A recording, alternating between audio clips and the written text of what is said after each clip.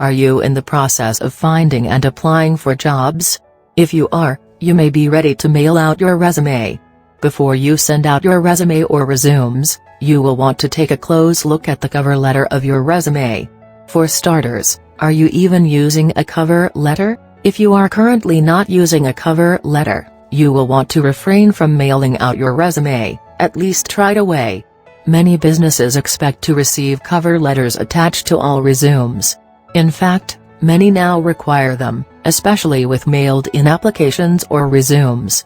If you are unsure as to how you can go about creating the perfect resume, or at least one that can benefit you, you will want to continue viewing on. When it comes to creating the perfect cover letter, there are a number of important factors to take into consideration. One of those factors is the job that you are applying for and the wishes of that company. It is common for some employers to list exactly what they want cover letters to include. If you are given a sample or directions, you are advised to follow them. Not following instructions can result in your resume, as well as your cover letter, ending up in the don't call pile.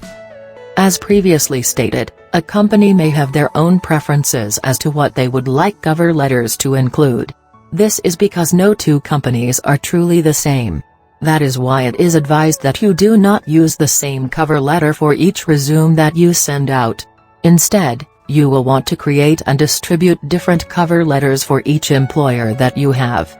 You can have a sample cover letter or a template to use, but it is advised that you take the time to personalize each cover letter in one way or another. Speaking of personalizing your cover letter, you will want to personalize each cover letter that you send out to the jobs that you are applying for and the companies in which you are sending your resume to. For instance, if you are applying for the position of a legal secretary, you will want to plainly state that position.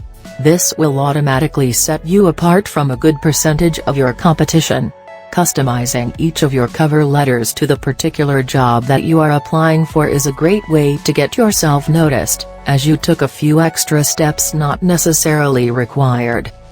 Another one of the many ways that you can create the perfect cover letter for yourself is by being short and to the point. With that in mind, you will not want to be too short either. A cover letter should be at least 3 paragraphs, and you should try and keep all cover letters under 1 page long. It is advised that you do not use any colored fonts, as black ink should do. It is also advised that you do not use any colored paper for your resume cover letter. Some job seekers mistakenly believe that this catches the eye of those in charge of scheduling job interviews. Yes, it may, but not always in the ways that you had hoped for.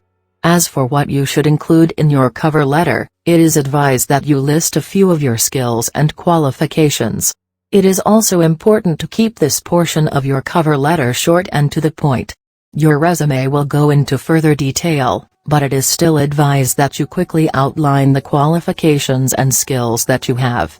Be sure to focus on those that apply directly to the job that you are applying for.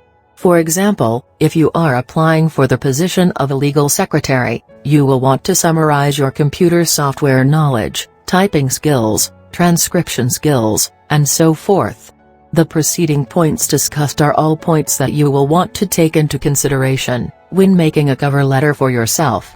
In all honesty, any cover letter is better than no cover letter at all, but with cover letters being relatively easy to create, why take the chance?